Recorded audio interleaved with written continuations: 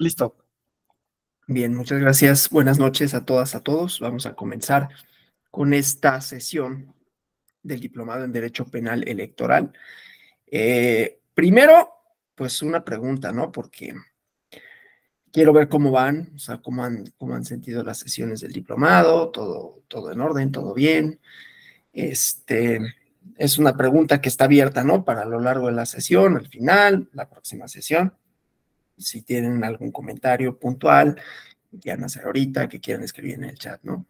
Porque me interesa siempre tener como la retroalimentación de los contenidos, de las materias, de cómo se han impartido.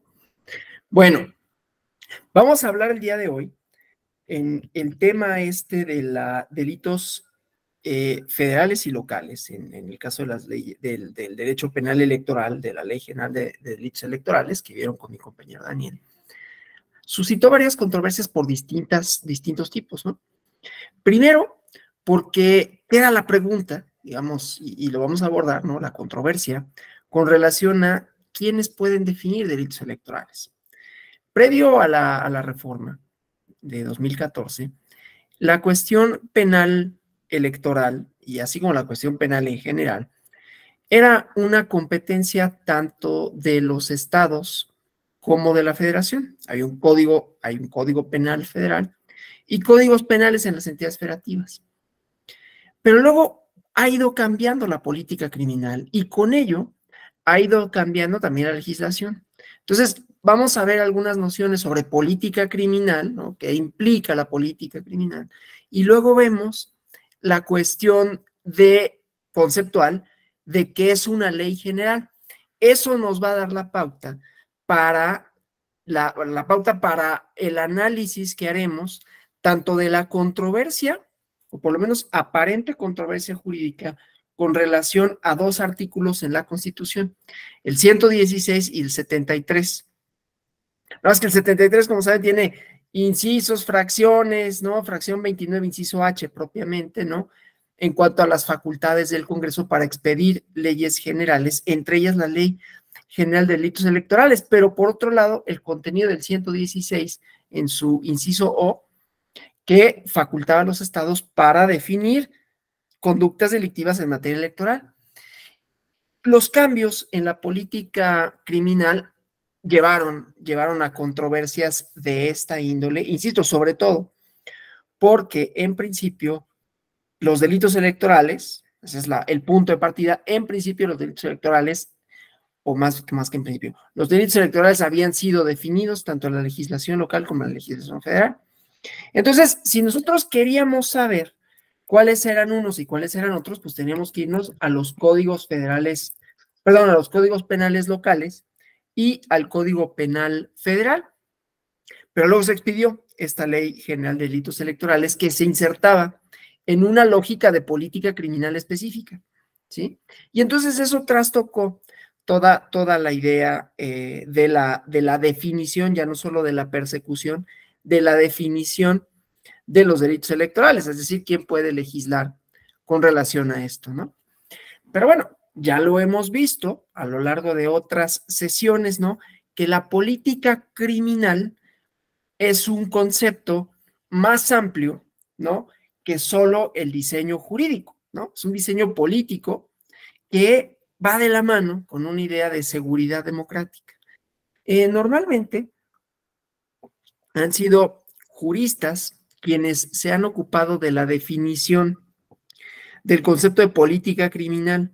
Ha sido, por lo tanto, abordado generalmente en una perspectiva normativa, con un significado referido directamente a la prevención del delito. Es una perspectiva y un significado según las cuales el fenómeno criminal es un dato dado de antemano o preexistente frente al cual simplemente el Estado reacciona con el derecho penal.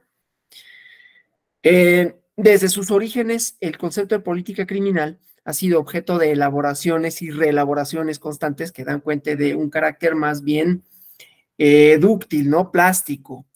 Hay quienes atribuyen las primeras nociones, un autor alemán, Gallus Aloy, que lo menciona a finales del siglo XVIII y entendía la política criminal como un arte legislativo, como el conocimiento de los medios que podía emplear el legislador para impedir los delitos y proteger el derecho natural de los súbditos. Y luego vinieron algunas otras definiciones, ¿no? Definiciones, perdón, de Feuerbach, von List, Mesger, etcétera, ¿no? Entonces, bueno, hay manuales clásicos sobre política criminal. Hay uno de Franz von List y otro de Feuerbach, o como se pronuncia, no, la verdad no sé. Pero Feuerbach concibe la política criminal como la sabiduría legislativa del Estado. Franz von Liszt, que no el pianista, ¿no?, define la política criminal como un conjunto sistemático de principios fundados en la investigación científica de las causas del delito y los efectos de la pena. Entonces, bueno, estas referencias, ¿no? Hay un tratado publicado por Tirant Loblanche que se llama La evolución de la política criminal, el derecho penal y el proceso penal, ¿no? Entonces, bueno, definiciones hay muchas, pero lo que tenemos usualmente, lo que por lo general se ha entendido del concepto es desde el ámbito del derecho penal, ¿no? Un conjunto de prácticas estatales dirigidas a la prevención del delito, en primer lugar, y en segundo lugar, un modelo ideal de criterios inscritos en el mundo del deber ser, ¿sí? Entonces, bueno, en el ámbito del derecho penal se pueden citar, ¿no?, otros tratados, otros manuales extranjeros, nacionales, que en su mayoría tienen como característica, primero, asumir que el Estado solo reacciona frente a la criminalidad y dan, por supuesto, los procesos de significación. Segundo, o sea, los procesos de construcción del significado que tiene el Estado, que vimos en las primeras clases, ¿no? Segundo, se ocupan de la política criminal con referencia a modelos ideales. Otro problema, ¿no? Das por sentado, esto lo comentaba en la mañana a razón de otra clase, ¿no? Das por sentado que la realidad se ajusta a un modelo, ¿no? Y que entonces cuando no te ajustas al modelo, el problema no es del modelo, sino de la realidad, lo cual es poner los caballos detrás de la carreta, ¿no? Bueno, y por lo general, además de esto, ¿no?, de los modelos ideales, entiende la política criminal por contrastación, o sea, que surge de una comparación entre el modelo ideal, como el presupuesto, el propuesto por el derecho penal liberal, con una realidad convulsa, ¿no? Lo cual, desde luego, permite extraer rápidamente conclusiones sobre incoherencias, incorrecciones, improvisaciones, patologías, o sobre la inexistencia de la política criminal en un orden determinado. Un autor italiano que a mí me gusta mucho en estos temas, que se llama Alessandro Barata, pone un énfasis, dice, pese al énfasis que constantemente pone en el carácter complejo y problemático del concepto de política criminal, dice, esta comprende todos los medios, penales y no penales, que fueran o que son utilizables para controlar las infracciones delictivas y sus consecuencias.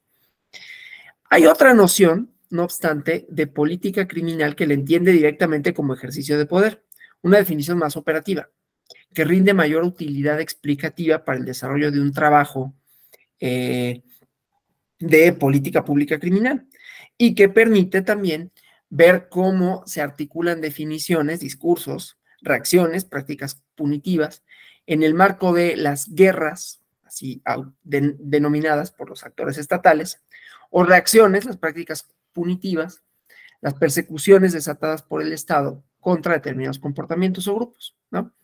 Problemas instituidos o combatidos como formas de criminalidad específica, ¿no? Siendo así, la política criminal es una forma de ejercer poder en relación con el fenómeno criminal, una actividad que se realiza en un doble sentido, como definición y como respuesta, ¿sí? La mayor capacidad explicativa, me parece, de esta noción tiene que ver con que se incorporan las ideas de la criminología clásica, inscribe el quehacer político criminal o la definición de la cuestión criminal como un atributo del Estado y no olvida las relaciones de saber y poder envueltas en el diseño del despliegue de la política criminal, la interdependencia entre saberes y prácticas, ¿no? Foucaultiano, pues, el asunto, ¿no? Que permiten concebir, instituir, actuar sobre un fenómeno así definido como criminal. La política criminal, entonces, no involucra solamente la expedición de normas. Claro que sin estas sería imposible caracterizarla. Las normas constituyen parte integrante de lo que aquí se entiende por política criminal, pero no la agotan. El enunciado jurídico, entonces, dirían los politólogos, es una condición necesaria pero insuficiente para caracterizarla, porque los contenidos de esa política y de las normas están imbuidos también de discursos que justifican, que avalan unas prácticas punitivas que se harían posiblemente insoportables sin el suficiente soporte ideológico. Siempre me sitúo, ¿no?, en la crítica del derecho penal, ¿no? Con ello no digo que no funcione, que no sirva, pero que tiene este papel también, ¿no? El papel de discurso, de la ideología, si se quiere, no es fundamental en la configuración de un programa de política criminal, sin justificaciones, o sea, de creencias suficientemente compartidas. Las prácticas punitivas por sí mismas serían insuficientes para ejercer control y concitar obediencia. Esto en la primera clase decíamos, el nivel cultural de la producción de significados y su importancia. Para que el poder punitivo no pase solo como negación, los discursos vinculan a la población, la involucran en la definición y respuesta en torno a la cuestión penal. A este sistema de creencias, sin el cual no existirían condiciones de posibilidad para el diseño de la política criminal, es lo que vamos a denominar como ideología, ¿no? Creencias que orientan la acción y que son compartidas, discursos, representaciones, ideas compartidas por, en este caso, un todo social en cuanto a qué es lo penal y por qué se debe de perseguir, ¿no? Los órdenes discursivos. Vean el documental que les comenté en la primera sesión de la prohibición del alcohol para tener una idea clara de esto, ¿no? Algún día le dedicaré una conferencia a eso, un día. Bueno, entonces, existen al menos dos significados, ¿no?, que me interesa mencionar. Uno es del marxismo, ¿no?, para hablar de ideologías, ¿no?, que es la falsa conciencia, la falsa representación. Hay un libro sobre las ideologías de John B. Thompson, que publica la UAM Xochimilco, que se llama Ideología y Cultura Popular. No es cierto, Ideología y Cultura Moderna. Y entonces ahí vienen, ¿no?, como las definiciones duras, que le llaman, las que están cercanas al marxismo, que es uno de los primeros que habla de la ideología, no el primero, pero que habla de la ideología como una falsa representación de la realidad. Te presentan las relaciones de producción como producto de la libertad, valga la redundancia, cuando en realidad es una ilusión para hacerte parte y legitimar un sistema injusto, por decirlo así, ¿no? La cámara oscura le llaman Marx. Y luego vienen otras concepciones, ¿no? Definiciones más contemporáneas que la conciben como conjuntos de creencias. Entonces, en la primera definición, piensa que en términos generales es falaz, es equivocado aquello que pertenece al mundo ideológico. En la segunda, en cambio, la cuestión se remite a ideas y valores que guían la acción individual o colectiva. La ideología, como falsa conciencia, pone de presente una disputa entre lo objetivo y lo subjetivo, lo científico y lo falso. En las últimas, entre la verdad encarnada, los postulados, y la mentira que representaría los sesgos ideológicos del pensamiento burgués, digamos, ¿no? Pero bueno, entonces vamos nosotros a entender como ideología el conjunto de creencias, no una falsa representación de la realidad, ¿no? Expectativas en términos de configuración de respuestas, justificación de posturas, definición de identidades. Entonces, las ideologías son un conjunto de creencias dotadas de sentido por un sistema de símbolos, rituales y discursos. Ya vimos la parte ritual, ¿no? Ya vimos la parte simbólica de esto, los significados que adquieren sentido para un grupo determinado con relación a valores, ¿no?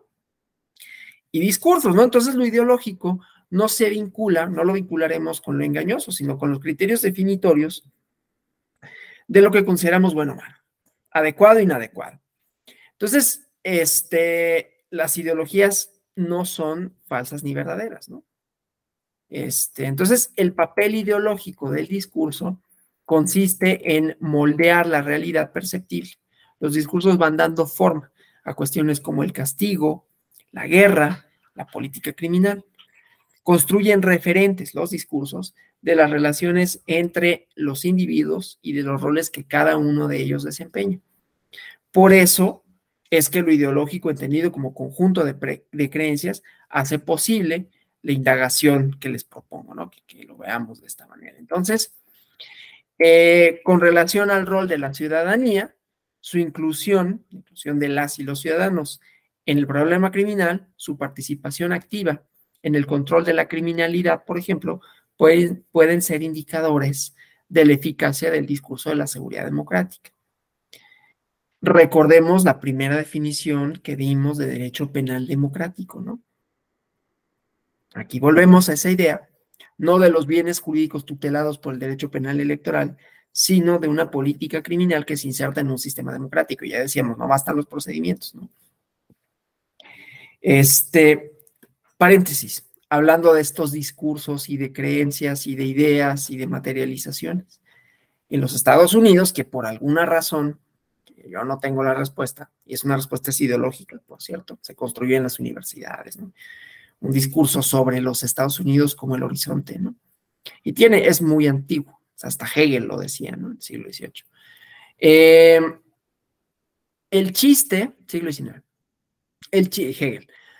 El chiste es que ayer, dentro de las muchas resoluciones que tiene esta Suprema Corte de Justicia de la Nación de Estados Unidos,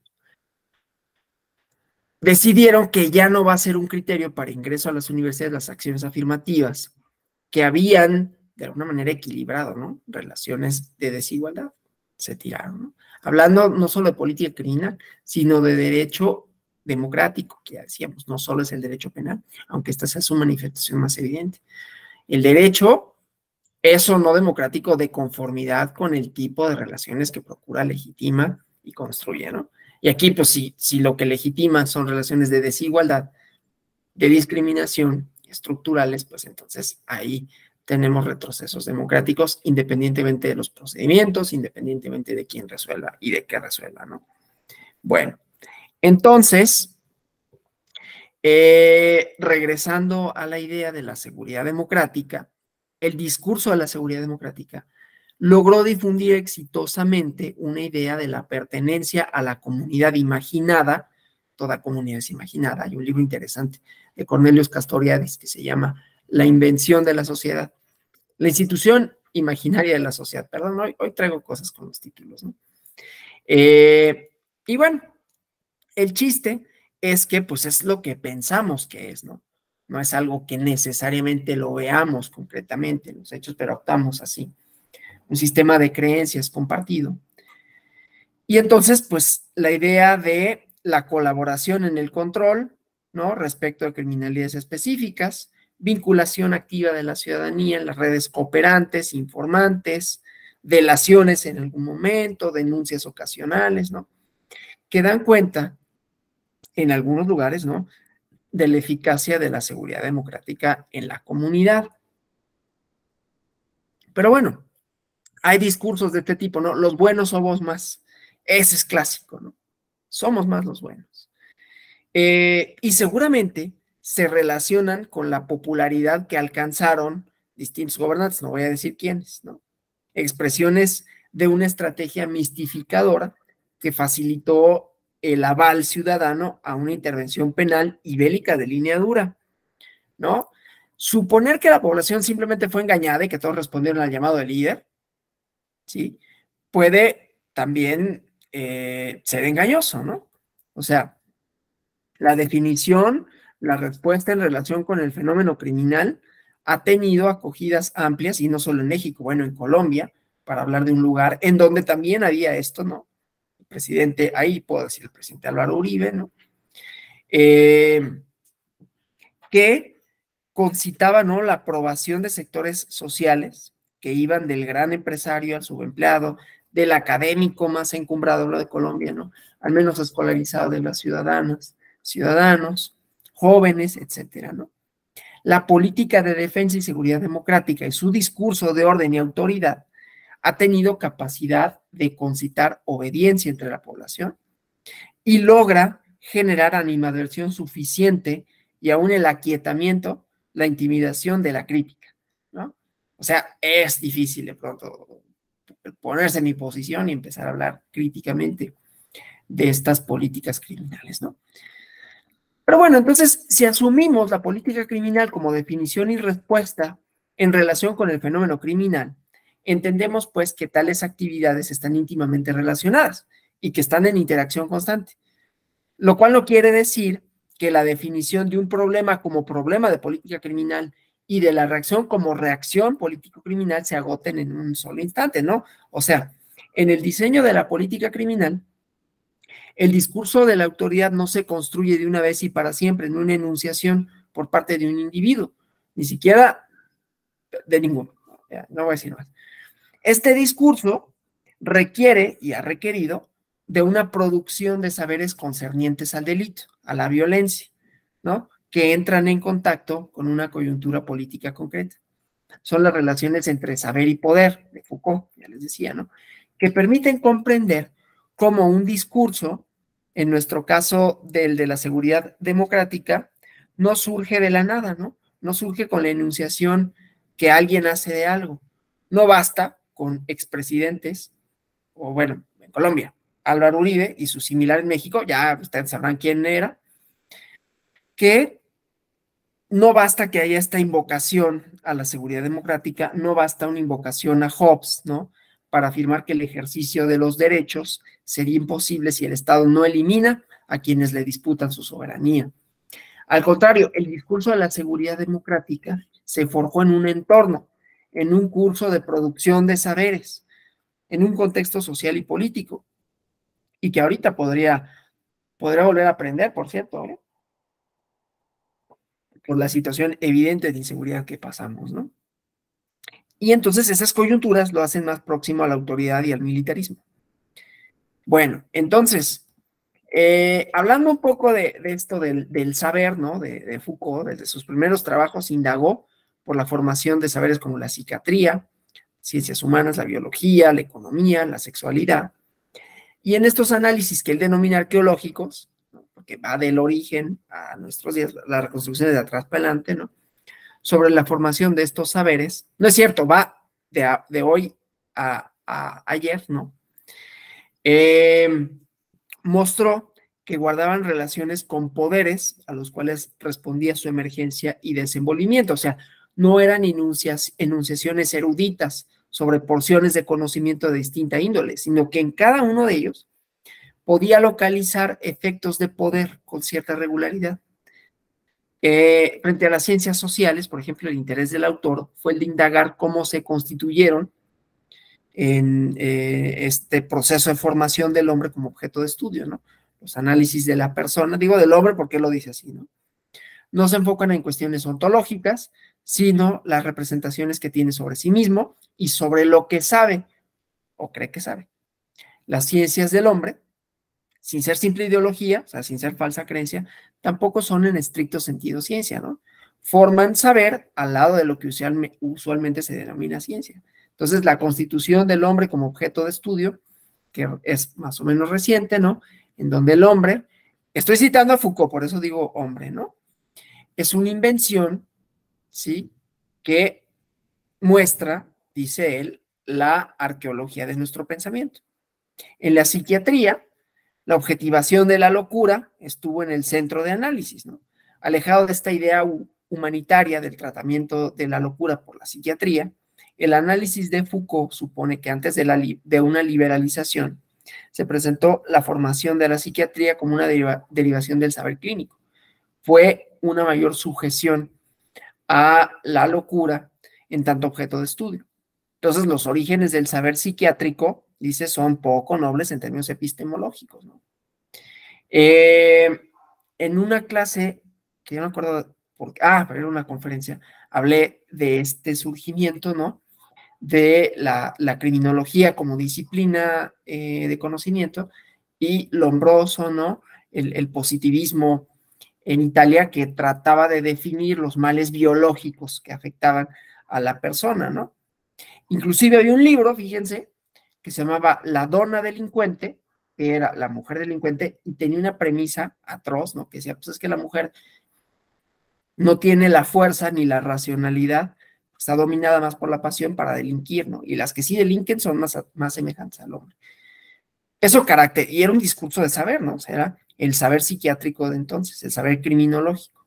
Entonces, esto para decir, pues se construyen, como se construyen los discursos sobre la verdad, ¿no? No voy a discurrir demasiado sobre Foucault, solo para decir de dónde viene esta parte, ¿no?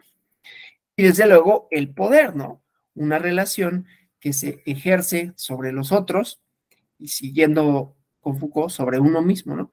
Uno mismo se disciplina y, bueno, adoptas una serie de conductas, te institucionalizas y entonces haces un cierto tipo de cosas. Habíamos hablado de, por ejemplo, ¿no? Del niño este que se había cortado el cabello y luego lo desafió, que no se lo quería cortar porque ya no funcionaba un principio de autoridad, ¿no? Entonces, solo para regresar con esto de la construcción de la política criminal. O sea, si el poder se articula como una relación en términos de una instancia positiva que te define, los efectos que produce pueden ser identificados en el campo de la formación de los saberes, ¿no? O sea, un saber tiene efectos de poder, lo justifica, lo hace necesario. La criminología como disciplina, el delito como mal. Entonces, eso permite crear un orden discursivo en torno a quiénes son y entonces también a cómo tratarlo, ¿sí? Entonces, bueno, les recomiendo, ¿no? Vigilar y castigar, porque ahí vienen las relaciones entre saber y poder, en donde se pregunta por las condiciones que posibilitaron la formación de una práctica punitiva. A toda forma de castigo le corresponde un saber que lo dota de racionalidad, ¿sí? El objetivo central en vigilar y castigar fue avanzar en el estudio de la transformación de las prácticas punitivas, a partir de una historia de las relaciones de poder que tomaba la benignidad de las penas en la modernidad como una técnica para castigar mejor, donde la persona, en cuerpo y alma, devino objeto de la intervención penal, a la vez que objeto de estudio por discursos científicos como la criminología y demás ciencias del hombre, ¿no? Entonces, bueno, eso. Entonces, regresando a la política de defensa y seguridad democrática, se construye a partir de la interrelación entre saber y poder y las tensiones y las continuidades que generan entre guerra, derecho y política. No es un eufemismo, ¿no? Le denominaron así. La guerra dinamiza la política y en esta se dibujan los contornos del derecho. Pero el derecho es también usado para hacer la guerra y sus prescripciones limitan a los hacedores de la política. En este contexto, la política, dice Foucault, es continuar la guerra por otros medios. Y el discurso de la seguridad democrática ha sido uno de esos medios. Digo ha sido porque en México ha cambiado el orden discursivo, pero no necesariamente la práctica política criminal, digamos que lo legitima de otra manera, ¿no? Está un poquito más raro, pero sigue estando ahí. Entonces, ya no se dice guerra, ¿no? Pero materialmente sigue siendo. Si aludo a la guerra es para conjurar, ¿no? El riesgo de aplicar conceptos como el derecho penal del enemigo, que aquí habían sido y han sido aplicados, ¿no? O sea, en donde formas concretas de la criminalidad se usan como instrumento bélico, ¿sí? Y ese uso del poder punitivo como herramienta de guerra es lo que permite explicar, entre otras cosas, cómo se configura el programa de política criminal que conjuntó una serie de delitos, incluidos los electorales, en una ley general, ¿no? O sea, como parte de una política criminal, se entendió que el Estado tenía que atender a nivel general, a nivel federal, a nivel nacional, ciertos fenómenos delincuenciales, dentro de los cuales se encontraban los delitos electorales. No me pregunten a mí por qué, pero ahorita lo vemos. Es decir, no sé por qué lo hicieron así, por qué incluyeron los delitos electorales. Han visto su punitividad, en realidad es baja, ¿no? Pero lo incluyeron dentro del catálogo de delitos que para la política criminal tendrían que ser sujetos de una regulación nacional, una regulación general. Ahorita vemos la parte dogmática, jurídica de qué es una ley general y cuáles son sus objetivos, ¿no? Bueno, entonces, pues, para estudiar o la manera en que se ha estudiado el discurso de la seguridad democrática, pues, insisto, ¿no? Es un concepto que ha tenido condiciones de posibilidad, ¿no? Condiciones de emergencia, una forma de entender la seguridad que puede hallarse en episodios, contextos y discursos, ¿sí? Entonces, condiciones que podrían haber madurado a partir de las reflexiones que hicieran algunos estudiosos de la violencia de la década de los 80, gracias a la reacción que sus afirmaciones suscitaron entre quienes respondieron a la tesis de las causas objetivas con la tesis de la ausencia de autoridad, ¿no? La criminalidad es por oportunidad, la racionalidad criminal, ¿no? La doctrina de seguridad nacional de los años 50, de los años 80 en los Estados Unidos, ¿no?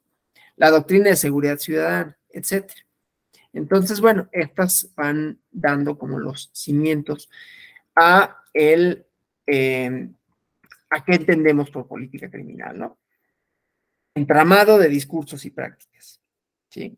En donde tenemos una serie de ideas, de premisas y la interacción de los textos penales, ¿no? De la definición de los delitos, ¿no? Entonces, bueno, vamos ahora a la definición de ley general. Antes vamos con Noé Carmona, por favor. Buenas noches, maestro. Buenas noches. Respecto a lo que está usted comentando, entonces la política criminal es preventiva, es tanto como la función de la criminología preventiva. Es que hay dos posibilidades, que sea preventiva y entonces vayas acá. En los años 70 hubo una corriente que se llamaba el welfarismo, que tenía que ver con el estado de bienestar de la criminalidad y decía, es que el crimen, los delitos, son producto de las carencias estructurales, ¿no? O sea, gente que no tiene acceso a escolaridad, a bienes básicos, ¿no? Y entonces la pobreza vinculada un poco con eso, ¿no? Obviamente no era lo único, pero una parte de la respuesta se daba ahí. Y luego en los 80 viene la idea de la criminalidad como un producto, un subproducto de la ausencia de autoridad, de la ausencia de castigos. Entonces, ahí la política criminal se volvió reactiva, que no preventiva. La idea sí es que tenga las dos dimensiones, ¿no? Que haya estrategias de prevención al crimen, varias, y luego de reacción al crimen. La cosa está en cómo lo instrumentas, ¿no? O sea, puede ser una prevención del crimen patrullando, poniendo más policías, cuerpos de seguridad que visiblemente, les recomiendo un libro, nada más que ahorita no me acuerdo del nombre del autor, pero que se llama así, y perdón que lo ponga en inglés, pero en realidad no está traducido, pero que habla de la construcción de las policías como militarizadas, ¿no? Entonces está aquí. Se consigue pues por internet ¿no? Pero bueno, entonces esa es una parte en cuanto a la intervención, fíjense, por ahí de los años 2000 y tantos, hubo un funcionario en la Ciudad de México que invitó a alguien de Nueva York para tratar de atajar el problema criminal. Y con una teoría criminalística que ya está bastante superada, de las ventanas rotas, decía, es que el crimen es situacional. Si tú pones un auto y el auto está intacto, nadie le hace nada. Si le rompes una ventana, entonces empiezan las personas a intervenir, o sea, le empiezan a arrancar las cosas, ¿no? Entonces hay que prevenir justamente que haya situaciones en las cuales puede ocurrir el crimen. Entonces ahí viene la vigilancia, ¿no? Reforzamiento de la vigilancia, reforzamiento de condiciones que podrían propiciar el crimen. Y hay otra perspectiva, ¿no? De prevención que sería más de corte social, ¿no? y quizás un poco de corte cultural, de corte ético, ¿no? Y luego está la reacción. Cuando la reacción es sobre todo punitivista, vamos a tener marcos jurídicos que elevan las penas, que no necesariamente es muy eficaz, ¿no? Ahí ese es otro problema. Pues una cosa es que la ley te dé 8,000 años de prisión y otra cosa es, pues primero agárralo y luego te preocupas por cuánto le das de prisión, ¿no? Otro problema, que es la investigación criminal. Pero bueno, entonces diríamos que tiene las dos partes, ¿no? La preventiva y la reactiva. Cómo se instrumente cada una va a dar cuenta de cuál es la política criminal imperante. No sé si me explico. Bien. Entonces, vamos a hablar de las leyes generales, porque dentro de la política criminal mexicana, insisto, por alguna razón que sinceramente yo no alcanzo a comprender, pero la ley general o las leyes generales fueron parte de un diseño de política. Me refiero a la ley general de delitos electorales, porque toda la reforma electoral, aquí lo curioso es que la reforma electoral de 2014 tenía esta idea de lo nacional, ¿no? Ley General de Partidos Políticos, Ley General de Instituciones y Procedimientos Electorales, Ley General del Sistema de Medios de Impugnación en materia electoral, Ley General de Delitos Penales. Entonces, ahí se inscribe dentro de la lógica de la política electoral, ¿sí? La función como la nacionalización de la función electoral, incluidos los delitos. Pero si vamos a ver la exposición de motivos, o dentro de las varias exposiciones de motivos, porque fueron varias iniciativas, era la idea de que los delitos electorales se contemplaran en una ley nacional como parte de la política criminal, que entre otros estaba el delito de secuestro, el delito de trata, ¿no? O sea, varios delitos que dijeron, estos tenemos que regularlos desde una unificación normativa, ¿sí? Entonces, sigue las dos vías, curiosamente, ¿sí? Para ello, bueno, entonces vamos a hablar de los significados. Aquí sí ya desde el punto de vista estrictamente jurídico de la ley general, ¿no? ¿Qué decimos que es una ley general, no? Entonces, ya desde 2011, cuando se publicaron las reformas constitucionales en materia de derechos humanos y en materia de amparo, vimos varias interrogantes, ¿no? Esto de las leyes generales o las leyes marco. ¿Y cuál es la significación del cambio normativo del término leyes por el de normas generales y las modificaciones constitucionales en materia de amparo? El nivel jerárquico de las leyes generales o las leyes marco, ¿sí? Que pueden tener estas dos porque vamos a presentar la controversia, ¿no? Al final de cuentas, la idea es, bueno, el 116 o el 73 y una acción de inconstitucionalidad que responde, ¿no? Y que responde qué tipo de ley general tenemos, inserto en una política criminal, pero también dentro de una idea de lo electoral, de la función electoral trasladada a lo nacional. Todo para responder a la pregunta que decíamos, ¿no? ¿Quién puede definir conductas penales para efectos del derecho electoral? Bueno, entonces, vamos a hablar, ¿no? Acepciones del término de las leyes generales y la estructura normativa, ¿no? Cuando decimos que una ley es general, como presupuesto conceptual metodológico, debemos de abordar la significación del término general como adjetivo calificativo de las leyes. Y hay varios sentidos, ¿no? Primero, un sentido amplio y usos restringidos. Ya iremos viendo de qué tipo es la ley general en materia de delitos electorales, ¿no?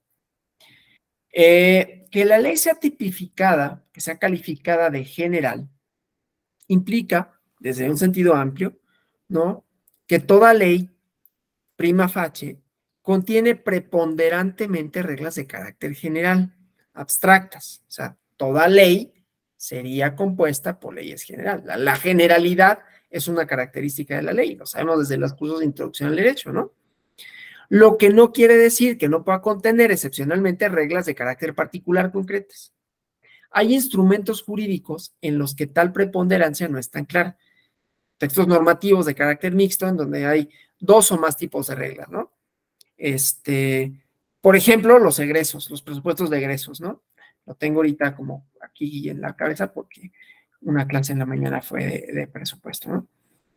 Entonces, bueno, en ese sentido amplio, el carácter general preponderante de ciertos textos normativos en los que tienen primacía las reglas de conducta como operador deóntico, el deber ser, ¿no?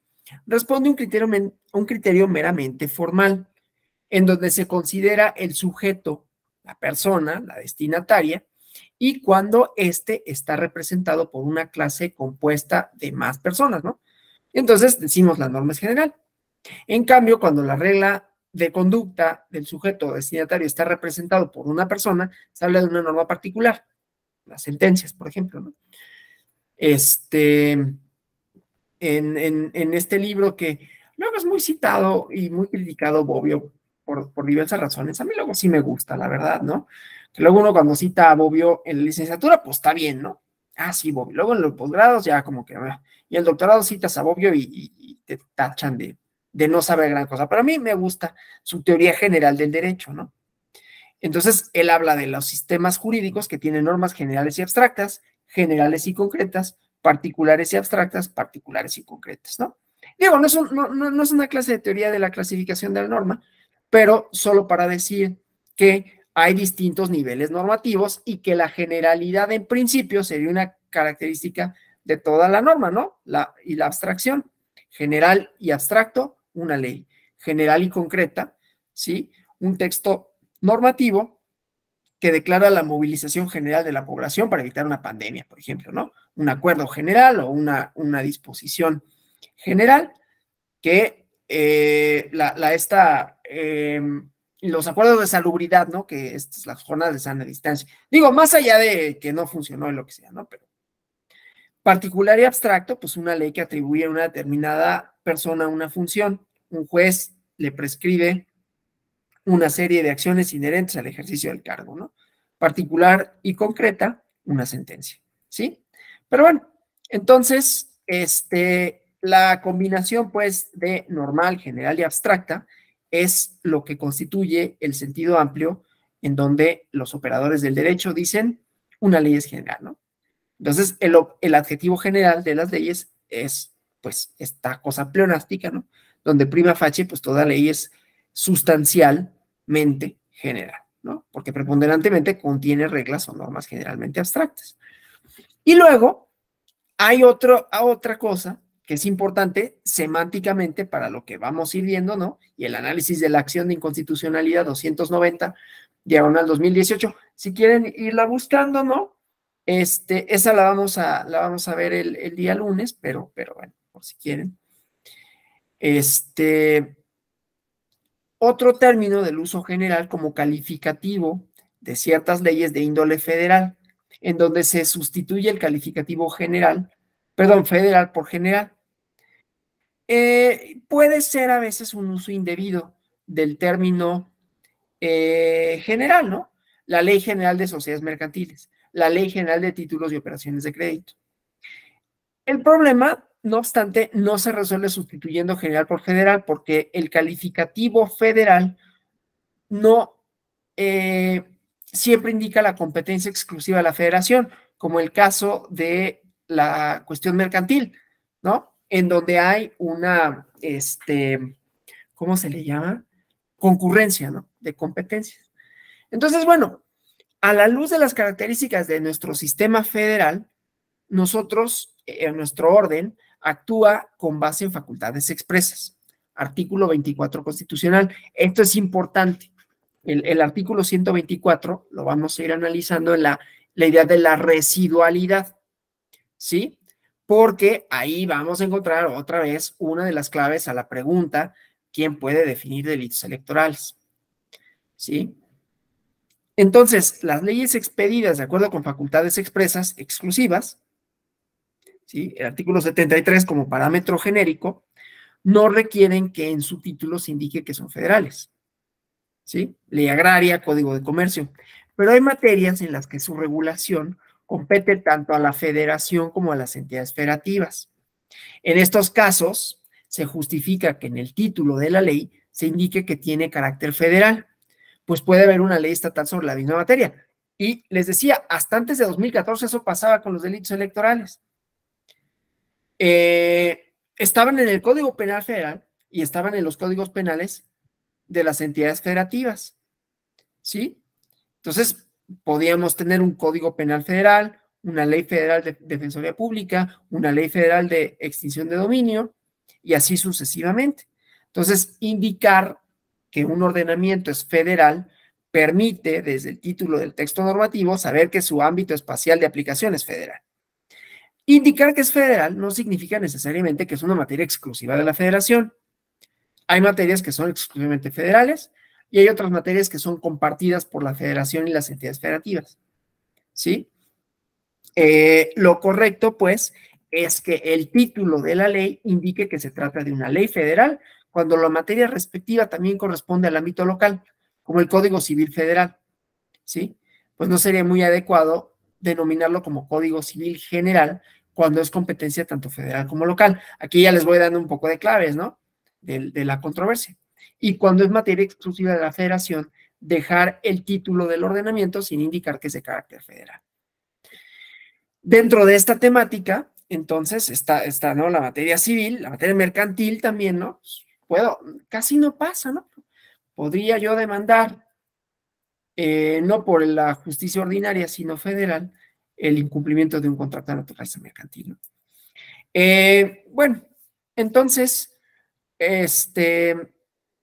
tenemos esta idea de la residualidad, por un lado, las competencias exclusivas por otro, y luego otra ley, perdón, otro artículo, que es el 116, que va a estar ahí en controversia, ¿no? Entonces, bueno, esto, ¿no? Hace que el asunto sea complicado en el marco de los cambios a nivel criminal y a nivel electoral que sufrió el orden jurídico político mexicano, ¿no? Y entonces llegamos a la tercera acepción de la ley general, que es la ley marco, ¿no? Ley marco. Y que se utiliza expresamente en varias leyes, en otras está implícito.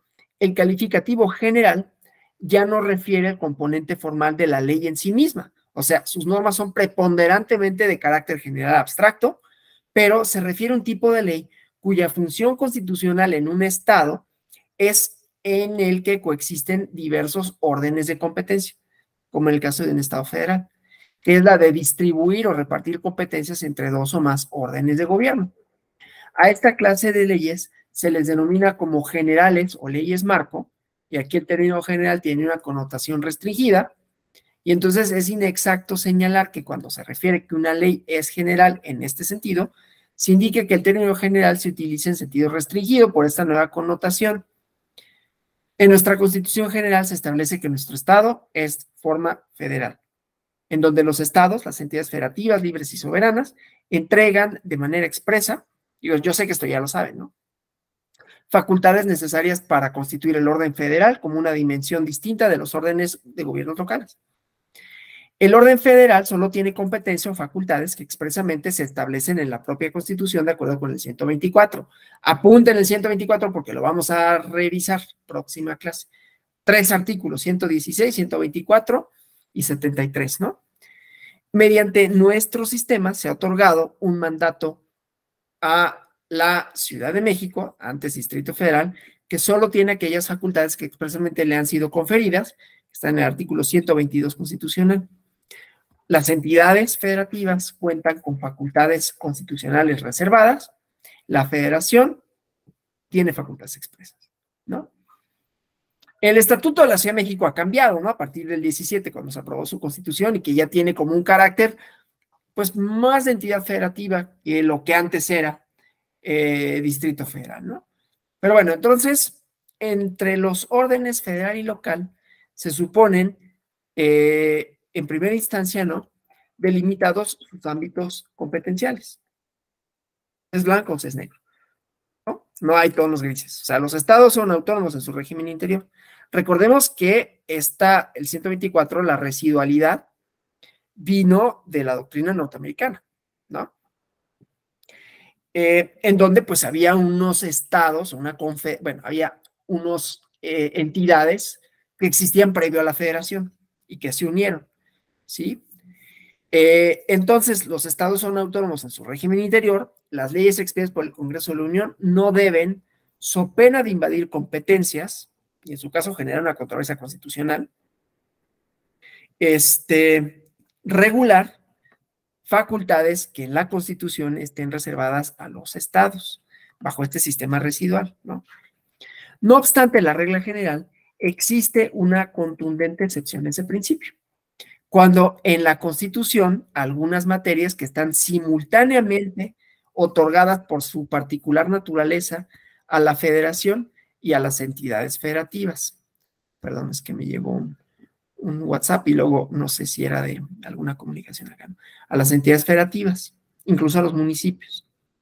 Estas materias, la dogmática constitucional que conoce como concurrentes, se mandata que el legislador ordinario lleve a cabo su configuración legal especial, o sea, que en un texto normativo se establezca la distribución o reparto de acciones que cada orden de gobierno debe llevar a cabo respecto a la materia concurrente. Los textos normativos en los que se remonta tal reparto competencial se conocen como leyes generales o leyes marco, ¿sí? Hasta aquí parece que no hay problema y ahorita vamos al planteamiento. Hoy solo vamos a ver el planteamiento, ¿sí? Entonces, por ejemplo, la Ley General de Educación reparte entre la Federación y los estados y los municipios de manera obligatoria las competencias necesarias para dar cumplimiento universal a las necesidades nacionales en materia educativa y asigna a la Federación, por ejemplo, yo no conozco mucho esto, ¿no? Pero más o menos, ¿no? La fijación de los programas de estudio y a las entidades federativas las relaciones laborales con el magisterio, ¿no? Esto no significa una invasión de competencias, sino la distribución de las materias.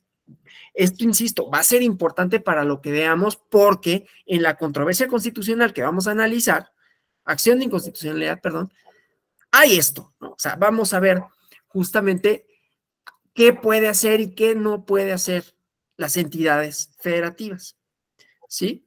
Entonces, bueno, estas leyes marco que, insisto, no significan invasión de competencias, sino distribución. Y vamos a ver, yo sé que ustedes ya lo saben o ya más o menos lo pueden intuir, qué dice con relación a esto la Ley General de Delitos Electorales, ¿sí? Pero vamos a la controversia de esto, ya teniendo como una referencia, espero, ¿no? Más o menos, de estas tres acepciones de las leyes generales. Igual, si hubiera alguna pregunta hasta aquí, háganmelo saber, ¿no? Entonces, estamos integrando dos ideas. Primero, la de la política criminal y luego las leyes generales para lo electoral y para lo penal, en donde la política criminal mexicana adoptó, por razones que iremos viendo, la idea de los delitos en materia electoral como una de las materias que tendrían que ser, que establecerse en leyes generales, ¿no? Y ya puse algunas otras conductas que están ahí inmersas. Entonces, ¿por qué se incluyó a lo penal electoral? La verdad es que, insisto, no tengo como muy claro la realidad, ¿no? Porque es así. Pero bueno, entonces, esa es, digamos, como la primera parte, ¿no? Que de lo que me interesa, decirles, ¿no? Y vamos a la parte de la controversia, ¿sí? En la controversia, entonces, vamos a encontrar un análisis del artículo 116 y del 73 constitucional, ¿sí? Entonces, bueno, que son el centro de la controversia que vamos a analizar, ¿no? Bueno, déjenme para efectos didácticos compartirles la Constitución y el artículo 116, ¿no? Para que podamos ir viendo.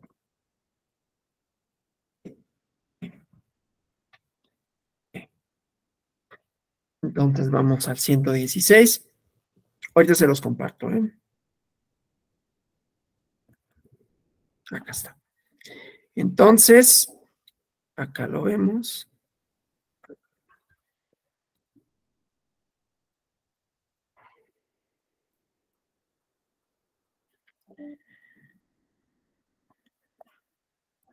Pero vamos a ver varias fracciones, ¿no?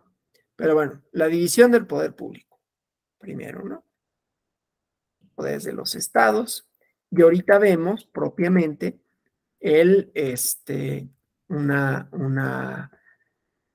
la controversia, ¿no? Porque vámonos a la fracción cuarta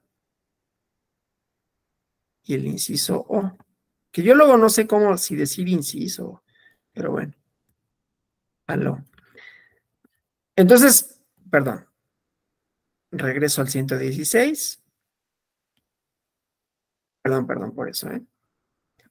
El poder público de los estados se dividirá para su ejercicio en ejecutivo, legislativo y judicial y no podrá reunirse en dos o más de estos poderes en una sola persona o corporación. Los poderes de los estados se organizarán conforme a la constitución de cada uno de ellos con la sujeción a las siguientes normas. La fracción cuarta. De conformidad con las bases establecidas en esta constitución y las leyes generales en la materia, las constituciones y leyes de los estados en materia electoral garantizarán que se tipifiquen delitos y determinen faltas en materia electoral, así como las sanciones que por ellos deban imponerse. 2014. ¿Sí? Entonces, una lectura aislada de este 116, ¿sí? Podría llevar a la conclusión que los estados y la Ciudad de México, en virtud, les había dicho el 122, que sería el 122 apartado A, cuentan con una amplia libertad configurativa en materia de delitos y faltas electorales. En su literalidad, lo vemos, ¿no? Este inciso señala que de conformidad con las bases establecidas, y se tipifiquen los delitos y determinen las faltas en materia electoral. De hecho, a partir de la reforma de 1996, que incorporó disposiciones idénticas, pero en ese entonces era el inciso I, la libertad configurativa de las entidades federativas era tan amplia que quizá la cuestión jurídica más relevante, o sea, en términos de la política criminal electoral, consistía en determinar si existía un mínimo constitucional exigible al legislador local en esta materia. A partir de la reforma de 2014, tanto el texto constitucional como las leyes generales relevantes establecen una serie de disposiciones que han reducido de manera significativa la libertad de las entidades federativas, especialmente para legislar en materia de delitos electorales. Entonces, en la práctica, los estados y la Ciudad de México juegan un papel muy limitado en la definición del contenido sustantivo del derecho penal electoral. Tanto la interpretación sistemática de las disposiciones constitucionales y legales relevantes como la práctica de los operadores jurídicos muestran que en la actualidad la ley general en materia de delitos electorales es la que define los tipos penales y sanciones que resultan aplicables en el ámbito local. Además, en 2014 se reformó el artículo 73, ahorita vamos a fracción 21, inciso A de la Constitución. Vamos a ese para ver su contenido, ¿sí? Entonces voy al 73.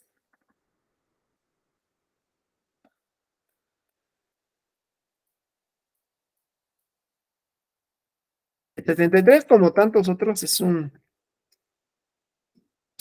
cosa larguísima, ¿no? Pero bueno, entonces, el Congreso tiene facultades del Congreso, ¿no? Entonces, y en la fracción 21, inciso A, vemos, ¿no?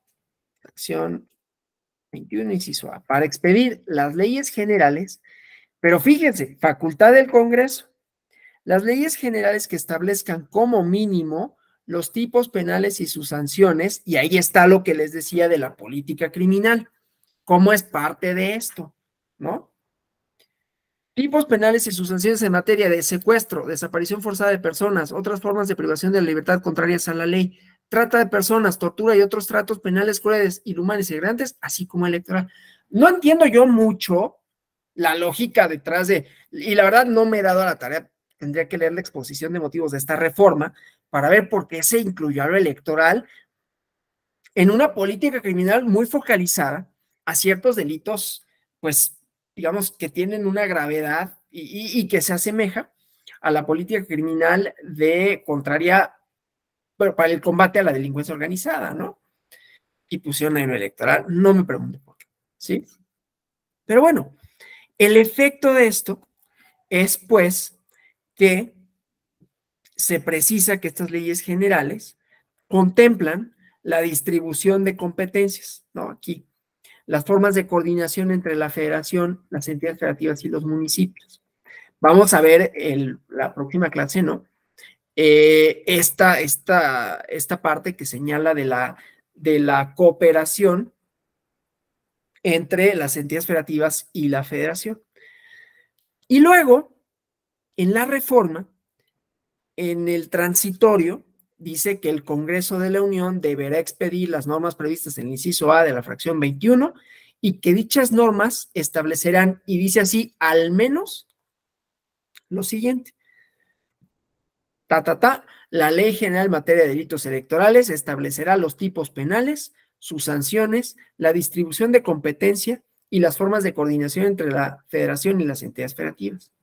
Entonces, a partir de esto, no es difícil ver por qué hay una tensión constitucional, que ya veremos cómo resuelve la Corte, ¿no?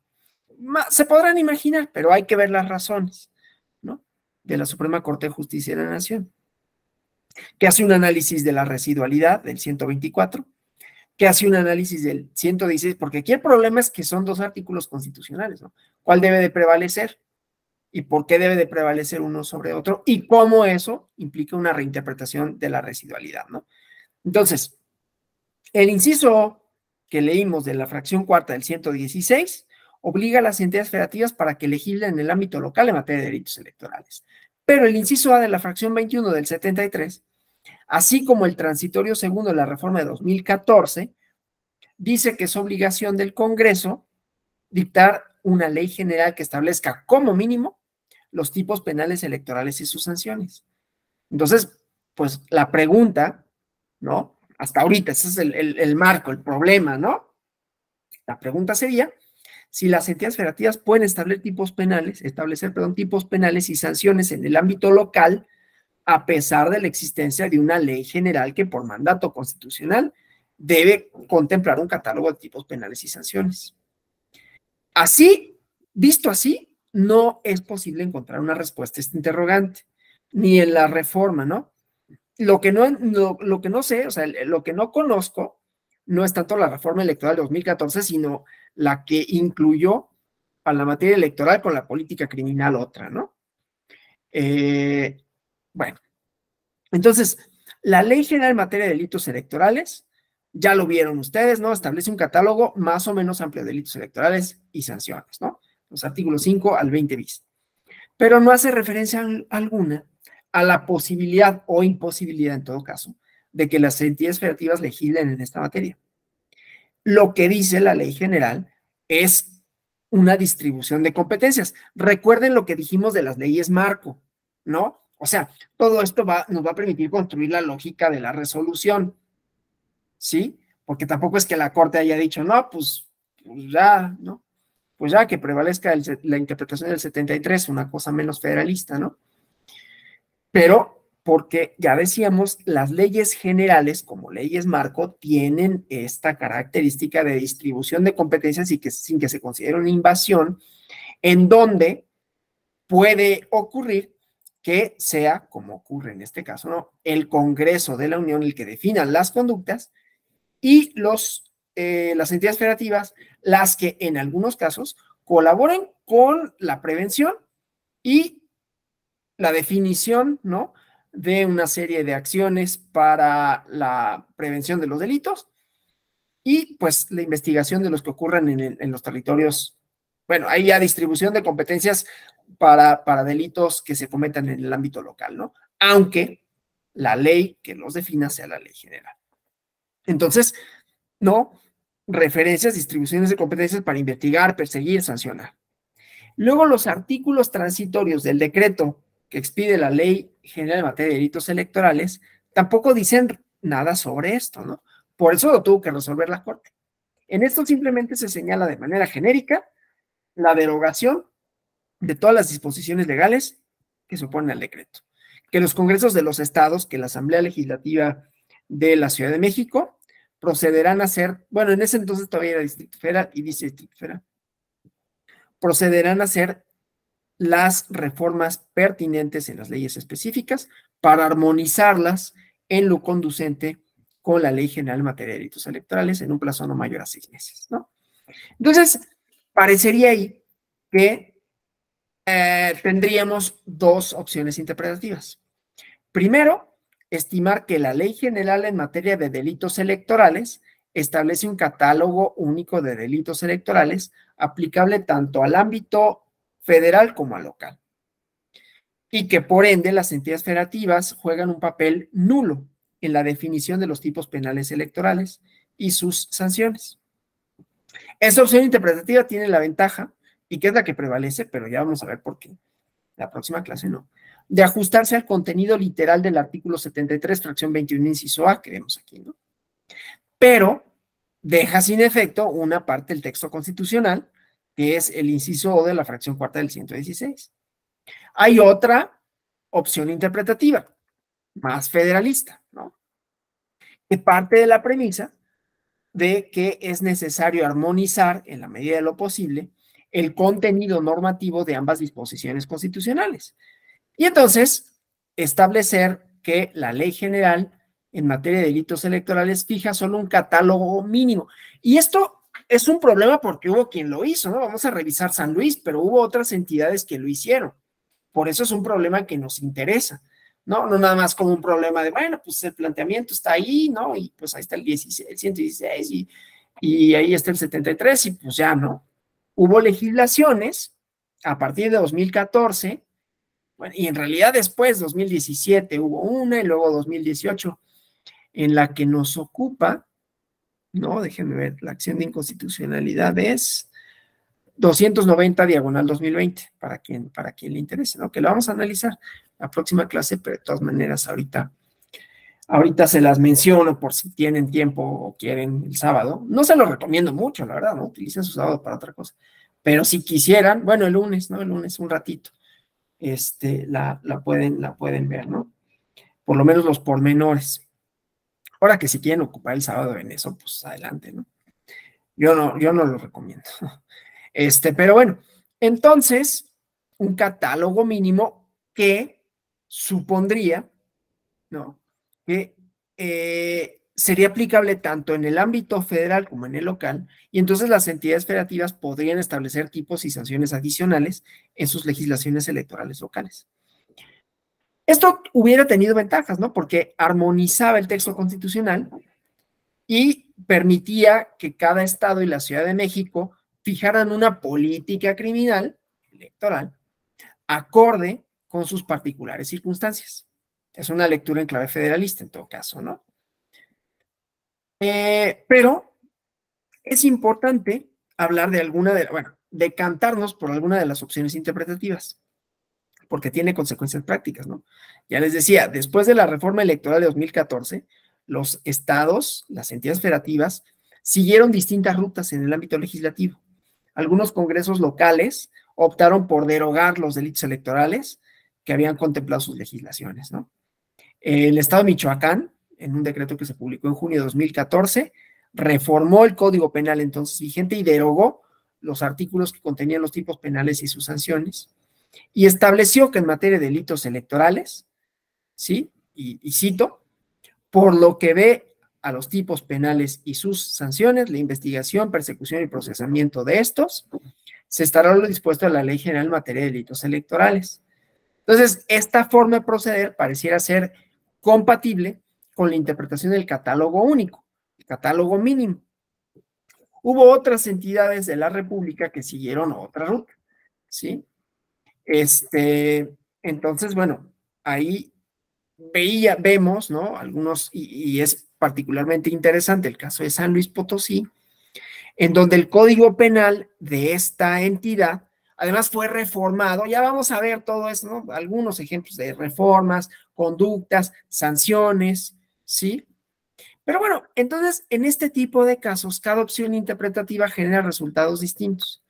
Bajo la interpretación de catálogo único, en el entendido que si nos atenemos a la definición que vimos de ley general como ley marco, en realidad, si la ley general es una ley marco en el sentido que dimos, nada de raro tendría en pensar que las definiciones de los delitos vienen de la Ley General en materia de delitos electorales y que la persecución a estos, las sanciones, no las sanciones, o sea, la sanción material, no la definición de las sanciones, sino quien persigue, quien castiga materialmente, sean las entidades federativas, ¿no? O sea, las fiscalías de los estados y los poderes judiciales de los estados aplicando la ley general, en donde la definición viene dada por el Congreso Federal, ¿sí?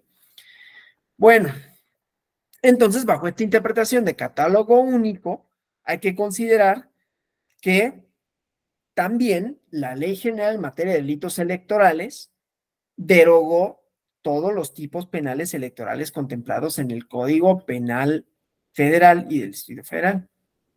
La interpretación del catálogo mínimo, por otro lado, llevaría a considerar que los tipos penales locales que no se contrapongan a los que están en la Ley General en materia de delitos electorales serían normas vigentes. Entonces, bueno, tener presente que el margen de actuación de las entidades federativas en materia de delitos electorales se redujo de manera significativa con la reforma de 2014. La interpretación más federalista, más federalista, la de catálogo mínimo, solo permitiría que las constituciones y leyes electorales locales establecieran tipos penales adicionales a los contemplados en la ley general. Ahora, la libertad configurativa de las entidades federativas es más amplia, tratándose de faltas electorales que no son de naturaleza penal, que ya saben ustedes perfectamente, podrían hacer una disquisición de cuál es la diferencia entre una y otra, ¿no? Es decir, en este caso hay tres tipos de disposiciones constitucionales relevantes que definen los contornos de esta libertad. Mandatos constitucionales que señalan directamente que los estados y la Ciudad de México deben regular y establecer cierto tipo de sanciones. Vamos al inciso J del 116 en su párrafo cuarto. Vamos acá. Perdón que avance así, puede ser así medio molesto, ¿no? Pero sí. 116, inciso J. Se fijen las reglas para las precampañas y las campañas electorales de los partidos políticos, así como las sanciones para quienes las infrinjan. En todo caso, la duración de la campaña será de ¿sí? Esto, ya habíamos visto, los estados en materia electoral garantizarán que, ¿sí? Entonces, de conformidad con esto, ¿no? Son las legislaturas locales quienes deben fijar las reglas para las precampañas y campañas electorales de los partidos políticos y las sanciones para quienes las infrinjan. Entonces, ahí la Constitución se limita a establecer un deber de legislar, dejando a las entidades federativas la fijación del contenido de dichas regulaciones y sus sanciones. También en el caso del 41, vamos ahorita a ese artículo, la Constitución establece que el conocimiento y sanción de ciertas infracciones corresponde al ámbito federal.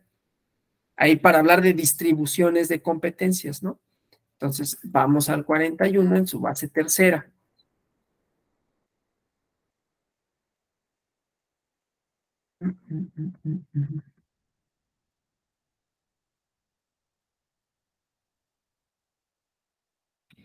¿Sí? 41. 1, 2, 3. ¿No? Entonces, aquí, en el segundo párrafo, dice, ¿no? las reglas mediante las cuales los partidos y candidatos pueden acceder a los medios de comunicación social y durante y fuera de los periodos electorales, la prohibición de difundir propaganda electoral que calumnie a las personas, la obligación de suspender, difusión. De acuerdo con el apartado D, ahora vamos al apartado D de esta base, donde estoy, B, C. Hay el artículo aquí, ¿no?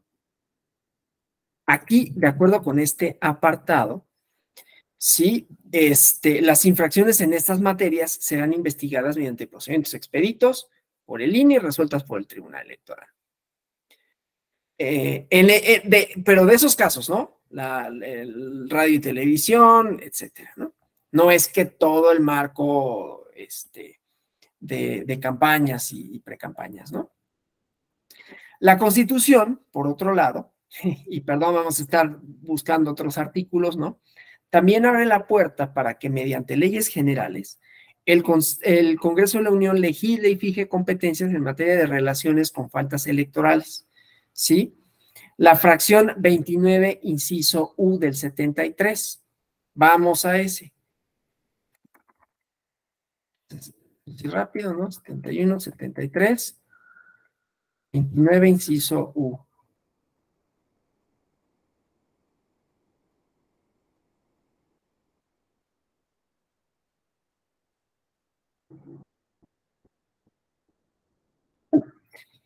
Para expedir leyes generales que distribuyan competencias entre la federación, ¿sí? O sea, el Congreso tiene facultad para expedir leyes generales que distribuyan competencias entre la federación y las entidades federativas en materia de partidos políticos, organismos electorales, procesos electorales, conforme a las bases previstas en esa Constitución.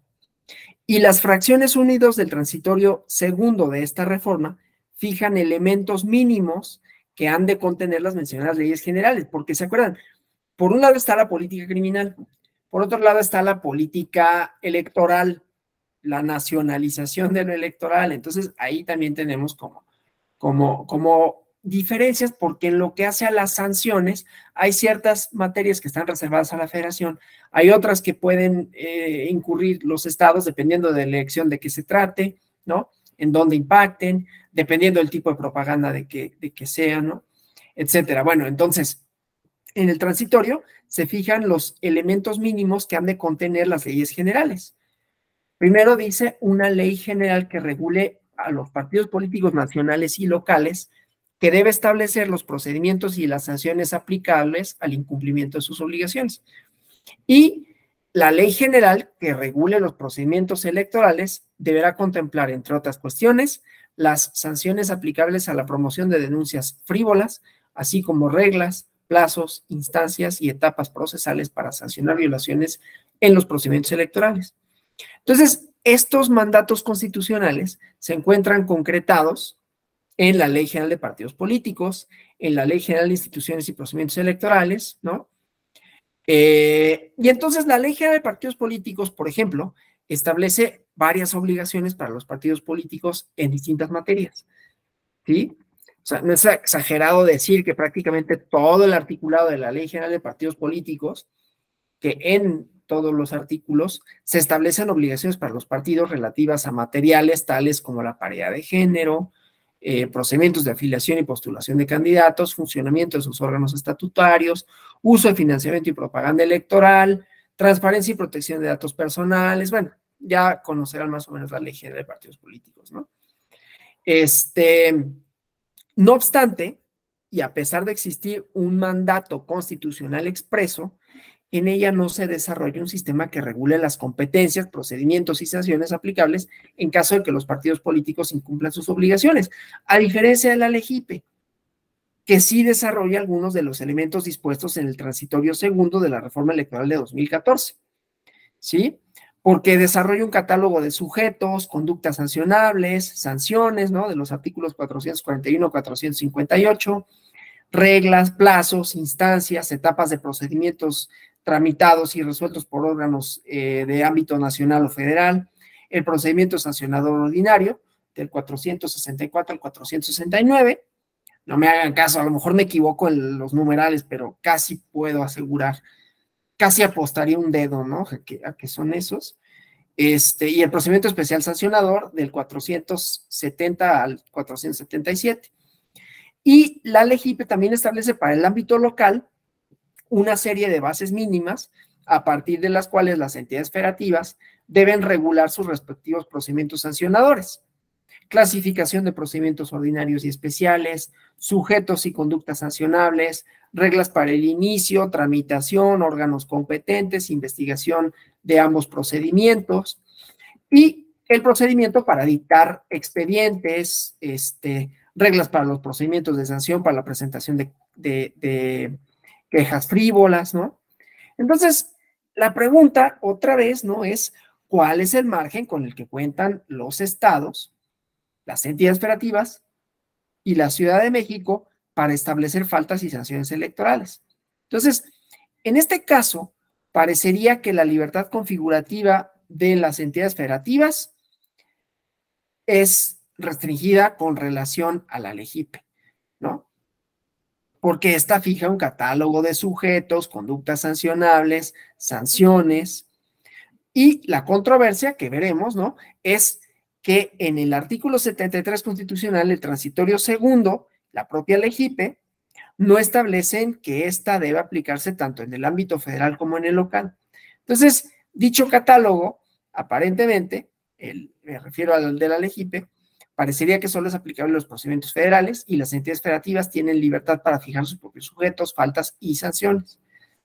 Bueno, si esto lo hiciéramos paralelo a el orden penal, se salvaría la efectividad del 116, inciso O, ¿no? Que resultaría compatible con el artículo 440, párrafo primero de la LEGIPE, ¿sí? Que podría decirse en el sentido de que las entidades federativas están obligadas a definir leyes electorales locales y los sujetos y conductas sancionables mediante los procedimientos en el ámbito local.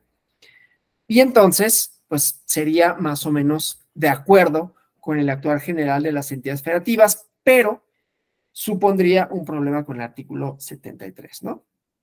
Bueno, pues dado que es viernes y que seguramente están cansados, yo aquí le voy a dejar, pero pues quedo para preguntas, comentarios de esta clase, de los temas, del diplomado en general, de las sesiones. Los escucho si tuvieran algo que decir.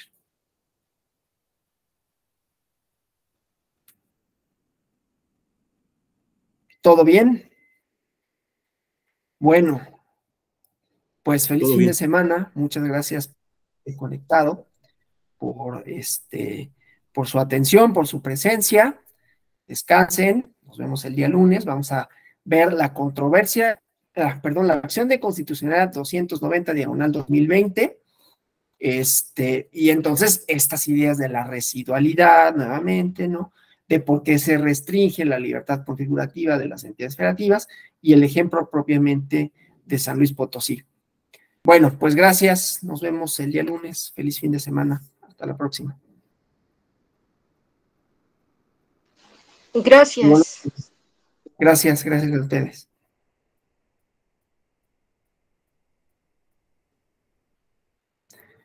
Gracias también al Departamento de Tecnologías, quien esté por allá. Saludos, buenas noches. De nada, doctor, buenas noches. Doctor.